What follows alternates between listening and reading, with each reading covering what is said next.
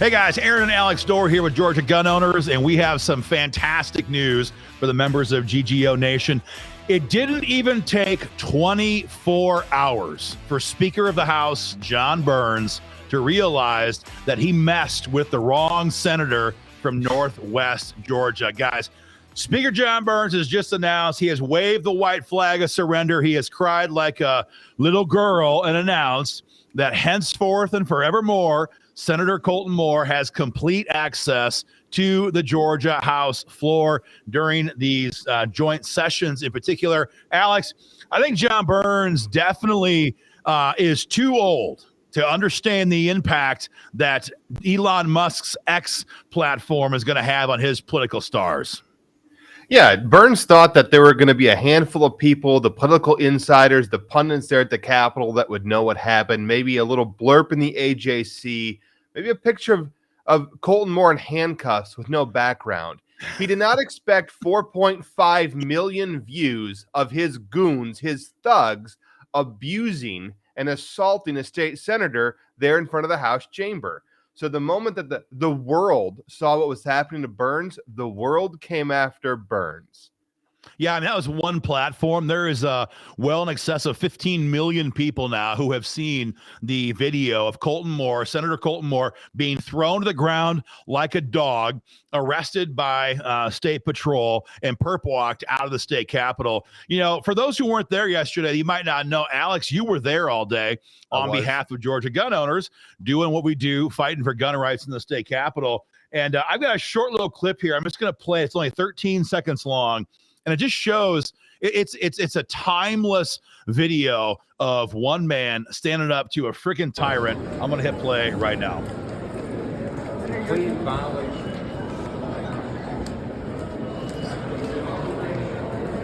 So they won't let him in.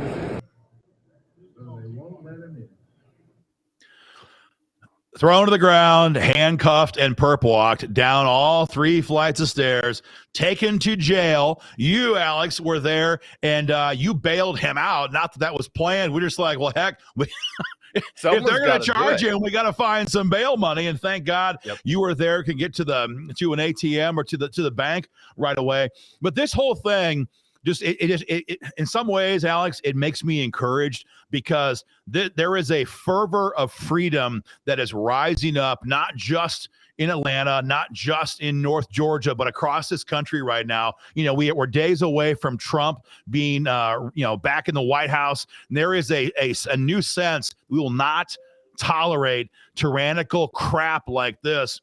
And I think Boomer Jon Burns really, really screwed up. I have had calls, Alex, in the last, I'll call it 12 hours, from members of Congress from all across the country, from Senate presidents in states, all not just in Georgia, but all over the place. I've had probably a dozen lawmakers in Iowa, Indiana, New York State reaching out saying, what the hell happened in Atlanta yesterday? I think Colton stood up for freedom, and man, Jon Burns picked the wrong side of this equation. Alex, talk to us about, like, Brian Kemp was there to give his state address yesterday, and now the entire thing's been overshadowed by Colton Moore. Am I correct? Yeah, there's been absolutely no news coverage of the state of the state. No one cares about what happened for the hour or 10, frankly, after the senator was thrown on the floor and hauled away in handcuffs. And so I think Kemp's got to be kind of mad that his little flash was just that, a flash in the pan, and the news coverage is over. But again, you and I were talking, like, what did Burns gain from this? And the truth is, Burns lost everything, because now that the fact that he has released his ban on Colton during joint sessions, he has just proven Colton's point, is that he has every right to be there for joint sessions. And so Burns was in the wrong when he had him barred from the House. So any future legal actions from Senator Colton Moore are just looking that much better for him, because the legal case has already been made to Burns that you were dead wrong. Don't do that again. I'm not sure if it was Brian Kemp that called or who it was, but someone certainly called Burns and said, this cannot happen again. I think you're exactly right. I think that a combination, I think that Brian Kemp probably lost his freaking mind when he saw his carefully choreographed annual statement to the legislature, when he saw that completely overridden by the situation here. My guess is that the state police commandant who's in charge of Capitol Security probably lost his mind as well, that his officers were put in that position, having to put handcuffs on a sitting state senator. I think he probably flipped his gourd also. And you and I both know that many members of the Georgia Senate were very unhappy to watch one of their colleagues be thrown to the ground like that. So, yeah, I think that Burns had a classic case of boomeritis, and he thought that he could just like sit there and just use force, literal physical force in this case. And everyone's going to sit back and respect his authority. But that did not work. And I think right now Burns would give probably his left arm, maybe both arms, to have that decision back. Alex, the other thing, too, is said, Jon Burns may have had boomeritis, but what the hell happened to Chuck Efstration? Because this guy, he's not quite as old as Moses, and this guy wants to be Speaker of the House, and this guy sat there and was doing the exact same thing, putting out these horrible statements, blaming Colton, saying that Colton was the one who was inciting violence. It sounded like Liz Cheney trying to blame President Trump for January 6th. That's how I read that. Am I wrong? No, exactly not. And it's actually, as someone said, that there was more violence committed yesterday in the Georgia State Capitol there was in D.C. on J6.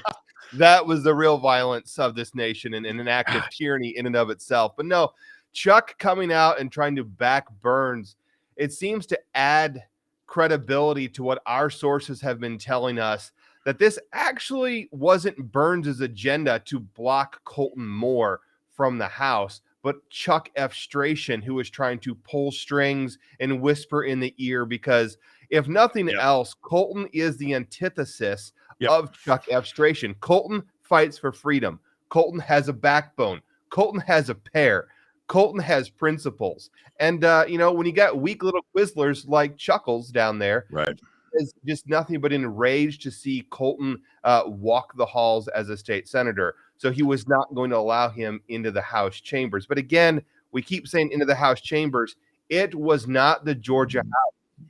It was the Georgia State Legislature at that time. And Burns and Chuckles, they had no authority over that room. I was telling people on the phone today, other lawmakers, and I had two congressmen ping me on this morning, and they're not from Georgia.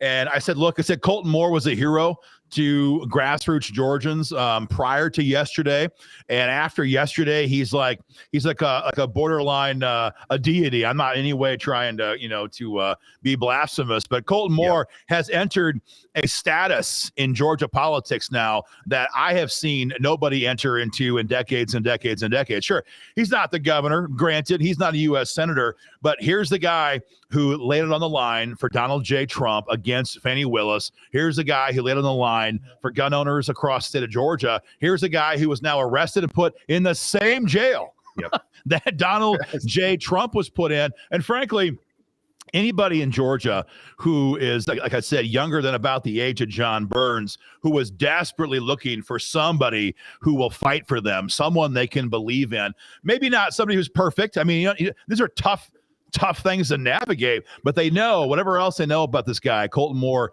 is fearless, and he will fight for them.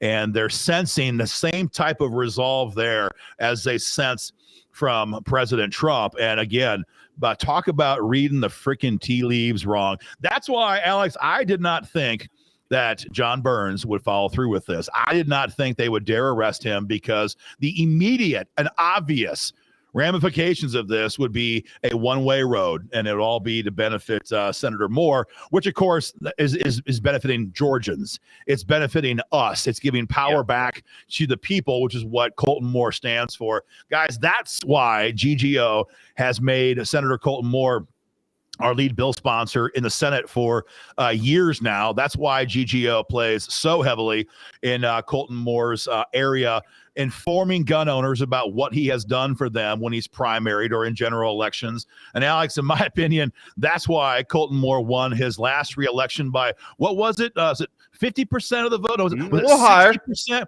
Was it 70%? No, it was 79.8% of the vote in North Georgia that sent him back to the state capitol. And I wonder if he could scrape 100% when he gets to his reelect in 2026. You know, there's another person that's threatened to win their election by 100%. He's not in office anymore, but there's a state representative that walked up to me as Colton was being hauled out, and she said, "I didn't know Matt Gaetz was so tall," meaning that Colton Moore is the Matt Gaetz here in the Georgia legislature. He is that when you're talking about the immortalized of the stuff that he has done, Colton has done. There is one other person that comes to mind, and that has to be former Congressman Matt Gaetz in Congress.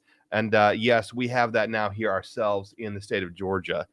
And you know, you're right. 100% reelection, a general election is very possible for him. Yeah. It's a good thing, guys. Thank you to everybody who's been a part of this throwdown over the last 24 to 36 hours. This does not mean that Colton does not still have legal expenses he's going to have to cover, because don't forget, Fannie Willis, whatever the heck she goes by, she is the one who is going to be technically in charge of the prosecution of Colton Moore. Colton cannot raise funds during the session due to Georgia ethics laws. But you guys, we can sure help out to raise a legal defense fund for him. Go to our new website, standwithcolton.com, standwithcolton.com, and make a donation today. 100% of what you guys give over to him will be kicked over, or to us, will be kicked over to Colton's legal expenses whenever that time is appropriate. Beyond that, we'll use your support to the fight for gun rights. We just don't know yet today, neither does Colton, how much of a legal war chest he's going to need. But guys, well done. Thanks for keeping your political boot on the neck of Jon Burns. Share this video far and wide. Enjoy your weekends. Enjoy the inauguration on Monday. I know most Georgians probably don't have the blood viscosity to stand there outside in 20-degree weather and a 25-mile-an-hour crosswind, but of course, it's now been moved indoors, and it should be fun for all of us to watch on TV. Guys, have a great weekend. Take care. We'll keep you informed.